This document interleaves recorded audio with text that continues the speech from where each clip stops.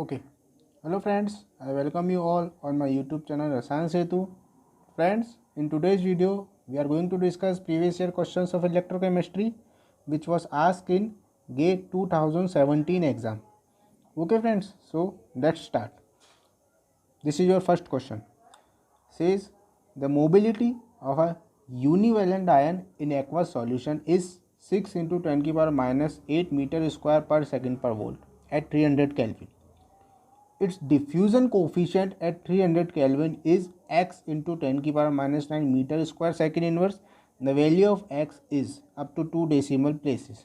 2 marks का question है friends. चलिए देखते हैं. देखिए यहाँ पर आपके friends diffusion coefficient and mobility of ion को जो रिलेशनशिप होता है वो बताने के लिए एक डायरेक्ट फार्मूला होता है, उसको हम यूज़ करेंगे. So the relation between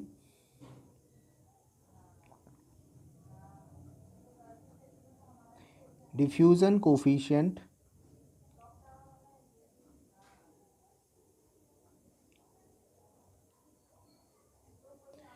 and mobility of ion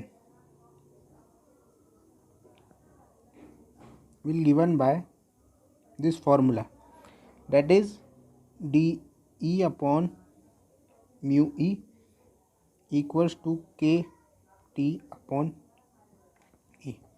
now मैं आपको यहाँ पर बताता हूँ हर एक पैरामीटर की क्या कहते हैं उनको.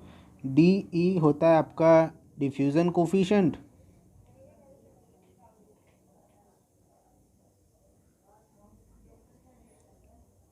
म्यू ई आपका हो गया मोबिलिटी ऑफ आयन,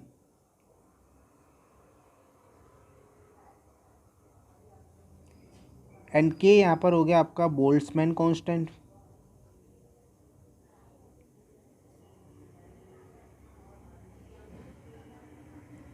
टी हो गया आपका टेम्परेचर एंड ई हो गया आपका charge of electron.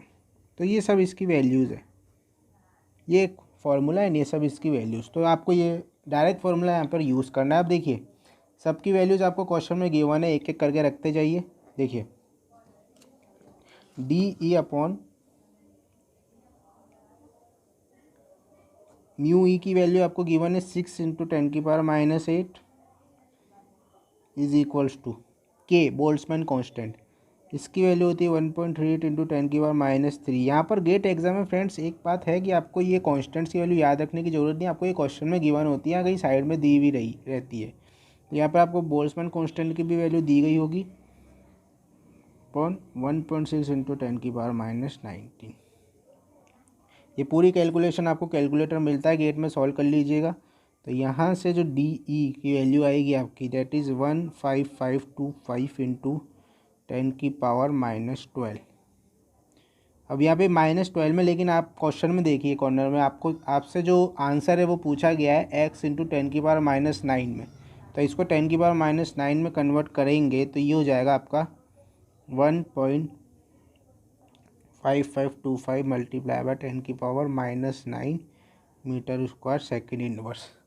So this is your answer of this question. Okay friends, चलिए नेक्स्ट क्वेश्चन देखते हैं. See, this is your next question, friends. The question says the delta G of the reaction shown below is minus 2.7 kilojoule per mole. Reaction आपको दी गई है.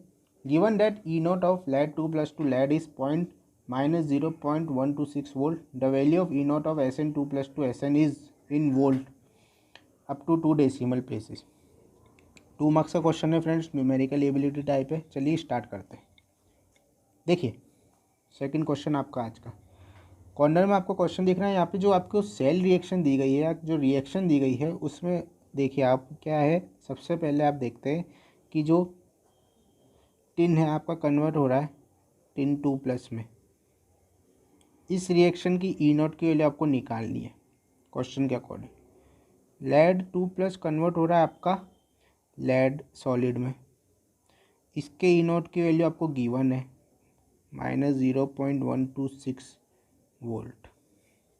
तो देखिए friends यहाँ पर ऑक्सीडेशन स्टेट इंक्रीज हो रही है 0 to +2. ये हो रहा है आपका ऑक्सीडेशन. यहाँ पर ऑक्सीडेशन स्टेट डिक्रीज हो रही है +2 to 0, तो ये हो रहा है आपका reduction. And we know very well कि जिस इलेक्ट्रोड पर ऑक्सीडेशन होता है उसको हम बोलते हैं एनोड, जहाँ पर रिडक्शन होता है उसको हम बोलते हैं कैथोड। तो इतनी वैल्यू आपको पता लग गई, ठीक है फ्रेंड्स।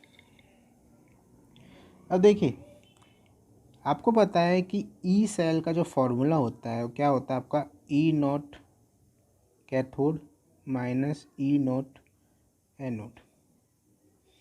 आपको एनोड का फाइंड करना है, तो कैसे फाइंड करेंगे, E nought anode is equals to E nought cathode minus E cell,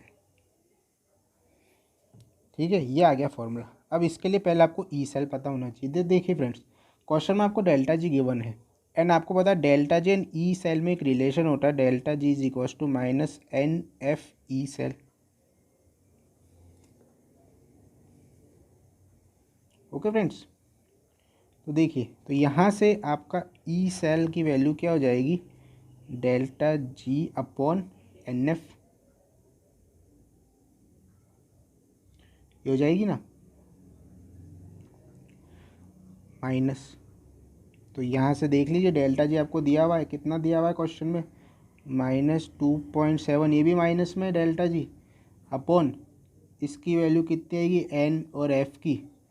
N की वैल्यू क्या आएगी फ्रेंड्स, 2 इलेक्ट्रॉन का ट्रांसफर हो तो 2 × 96500, तो ये वैल्यू आपकी आ जाएगी